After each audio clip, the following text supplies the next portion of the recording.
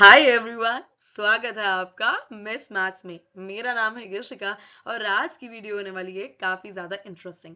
आज हम करेंगे एक पर्टिकुलर कॉन्सेप्ट, वो भी कैसे √3 √2 इन सबको इर्रेशनल नंबर को प्रूव करते हैं। हम कैसे कह सकते हैं कि ये एक इर्रेशनल नंबर है, राइट। ये है मोस्ट इंपॉर्टेंट क्वेश्चन जो कि बोर्ड में ज्यादातर देखा जाता है और आज हम इसी क्वेश्चन को समझेंगे, वो भी कम समय में। तो जल्दी से वीडियो को करते हैं स्टार्ट। तो वीडियो को स्टार्ट करने से पहले अगर आपने मेरे चैनल को नहीं किया है सब्सक्राइब, तो जाओ यार जल्दी से चैनल को करो सब्सक्राइब, क्योंकि आपको यहाँ मिल जाएंगी सारी की सारी कॉन्सेप्ट्स वीडियो, वो भी शॉर्ट में। एंड आई ट्राई कि सारी कॉन्सेप्ट्स वीडियो आपको मिले क्रिस्प में, जिससे आपका ना हो टाइम वेस्ट और जल्दी से जल्दी कॉन्सेप्ट सीख जाओ कुछ ही समय में। स्टार्ट करते हैं। हमारे पास पहला क्वेश्चन आता है कि √3 जो है हमारे पास, ये एक इर्रेशनल नंबर है। कैसे कह सकते हैं कि ये एक इर्रेशनल नंबर है, कैसे कर सकते हैं इसको प्रूफ करने से पहले हमें कुछ कॉन्सेप्ट्स के बारे में जानना पड़ेगा, which is irrational number and rational number. तो कोई मुझे बताएगा कि रेशनल नंबर और इर्रेशनल नंबर होते क्या हैं, राइट। तो रेशनल नंबर हमने ऑलरेडी सीखा है कि वो होते हैं जो कि p बाय क्यू की फॉर्म में होते हैं, जहां p एंड q जो होते हैं वो इंटीजर्स होते हैं एंड साथ साथ q हमारा 0 के बराबर नहीं होता। अगर वो 0 के बराबर हो जाएगा तो वो रेशनल नंबर कहलाएगा ही नहीं, राइट, और वो एग्जिस्ट भी नहीं करेगा। और इसी के साथ इर्रेशनल नंबर जो कि एक ऐसे नंबर होते हैं p बाय क्यू की फॉर्म में नहीं दिखते और साथ साथ वो एक नॉन टर्मिनेटिंग नंबर होते हैं। अब देखो, ये भी बहुत इंपॉर्टेंट है कि हम इर्रेशनल नंबर के बारे में समझे। तो इर्रेशनल भी हमारे पास कुछ तरीके के होते हैं, देखो ध्यान से देखना। हमारे पास इर्रेशनल नंबर आ जाता है ऐसे। इर्रेशनल नंबर में, इर्रेशनल नंबर के अंदर हमारे पास ऐसे नंबर आते हैं जो कि नॉन टर्मिनेटिंग होते हैं, राइट। नॉन टर्मिनेटिंग, जो कि रुकते ही नहीं है, और साथ साथ नॉट या फिर non recurring, you can say repeating भी। आप खुद सोचिए कि कोई एक नंबर बार बार रिपीट कर रहा है, उसको तो हम रिप्रेजेंट कर देंगे as a p by Q की फॉर्म में, जो कि हमने 9th क्लास में पढ़ा था, अगर आपको अच्छे से याद है तो। मगर इर्रेशनल नंबर एक ऐसा नंबर है जो कि टर्मिनेट ही नहीं करता, मतलब रुकता ही नहीं है, और वो नॉन रियकरिंग होते हैं, मतलब वो नंबर चलते रहते हैं, जैसे कि √3 ये एक इर्रेशनल नंबर है।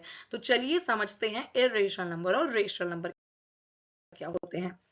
रेशनल नंबर की अगर हम बात करते हैं तो वो p बाय क्यू की फॉर्म में दिखते हैं हमको, और q जो होता है वो 0 के बराबर नहीं होता।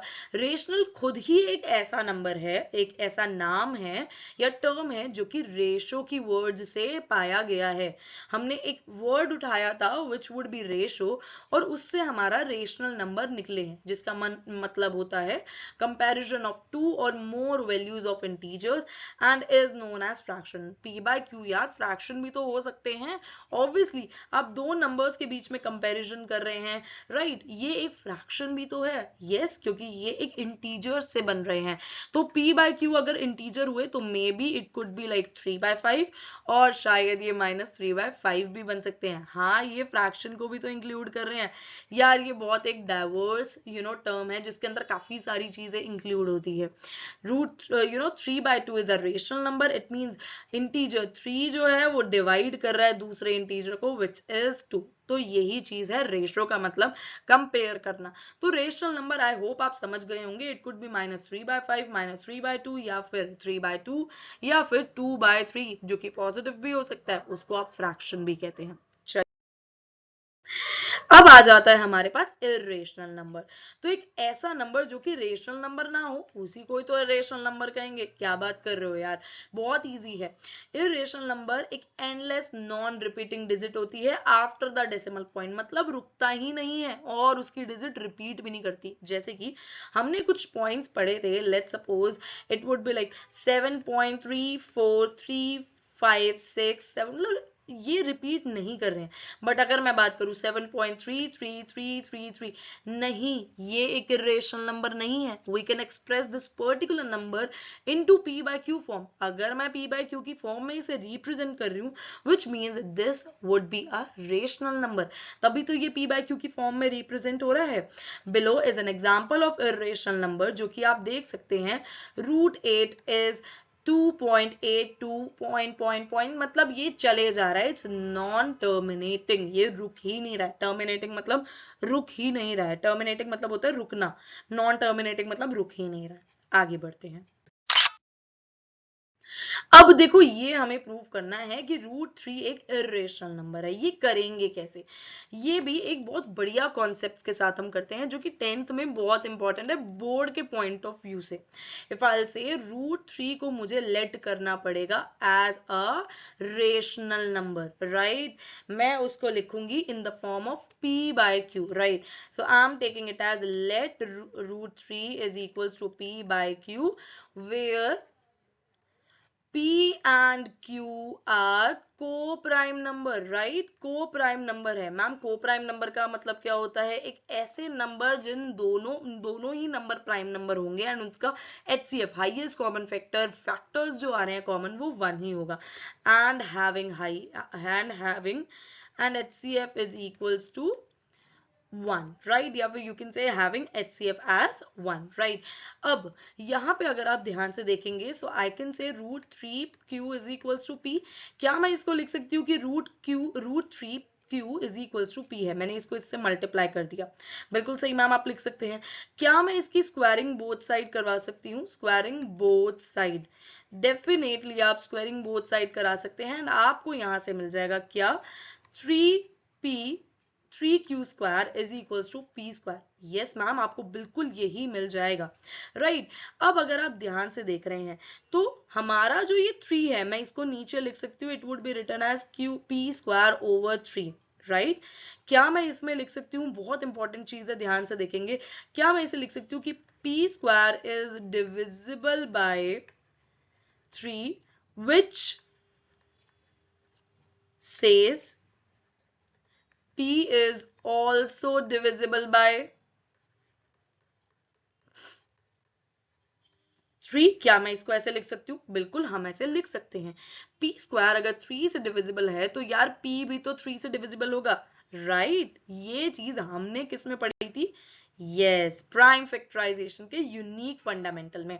तो ये हमारा फर्स्ट पॉइंट रहेगा, जो कि बहुत इंपॉर्टेंट है, याद रखना।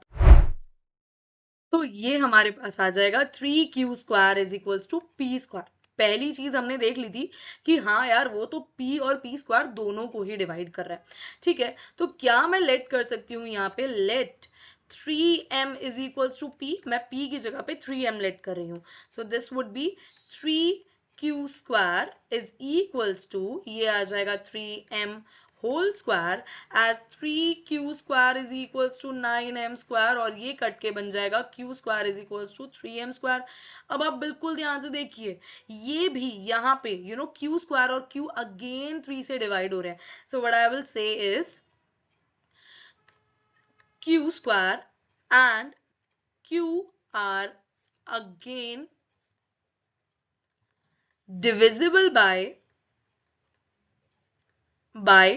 3। अब आप ध्यान से देखिएगा, p और q दोनों ही 3 से डिविजिबल हो गए। यार ये बात ना कुछ समझ नहीं आ रही।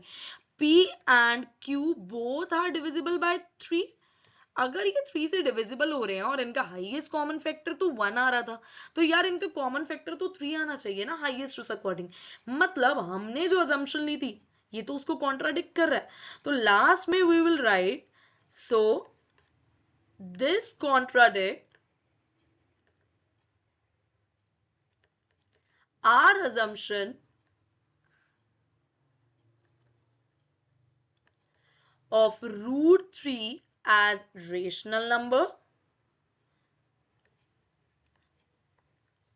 which hence prove √3 as irrational number, right? तो देखो यही चीज हमें करनी है इस पर्टिकुलर क्वेश्चन में। मतलब हमने पहले खुद ही अज्यूम किया कि ये एक रेशनल नंबर बनाते हैं, एंड देन धीरे धीरे इवेंचुअली हम जब नीचे आए तो हमने देखा यार ये तो रेशनल नंबर है ही नहीं, ये तो हमारी ही अजम्पशन गलत जा रही है, हमारी अजम्पशन पे कॉन्ट्राडिक्ट कर रहा है, तो मतलब ये पक्का इर्रेशनल नंबर ही होगा। And this is how we prove कि √3 is as a irrational number. इसी तरीके से अगर ये चीज पूछी जाए, देखो ये वाले क्वेश्चन भी आते हैं मगर वो क्वेश्चन थोड़ा लेंदी होता है, वो अच्छे खासे मार्क्स में आता है। 3 + √5 जो होता है वो कुछ 2 मार्क्स में आएगा आपके सामने। अब इसे कैसे करेंगे, बिल्कुल एग्जैक्टली लेट करेंगे हम 3 में 2√5 को as p/q, right, as p/q late करेंगे, जहां पे अगेन हम लिखेंगे where Q and P are co-prime number and HCF as 1। चलिए तो हम इसे लिख सकते हैं कि 3 + 2√5 is equals to p/q। Can I write this one as like this, 2√5 is equals to p/q -3। और क्या मैं लिख सकती हूँ कि √5 is equals to 1/2 p/q -3। Can I write this one as like this? अब देखो मैंने माना था कि हमारा जो p/q है वो एक इर्रेशनल नंबर है, मैंने यही लेट किया था।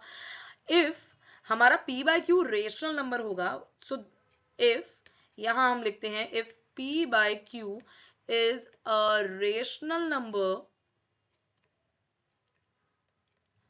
विच मीन्स हमारा 1/2 p/q -3 will also be rational number, but √5 is a irrational number which eventually contradict our assumption, that's all।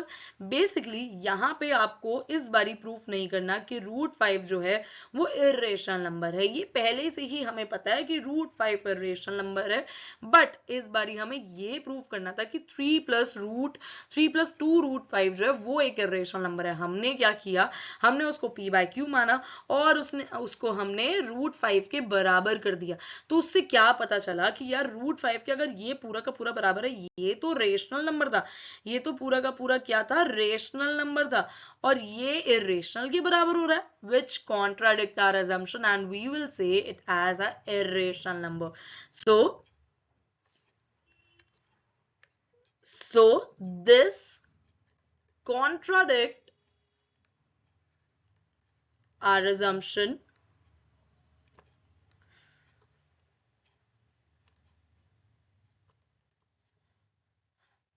hence 3 + 2√5 is an irrational number, that's all, hence proved, that's all।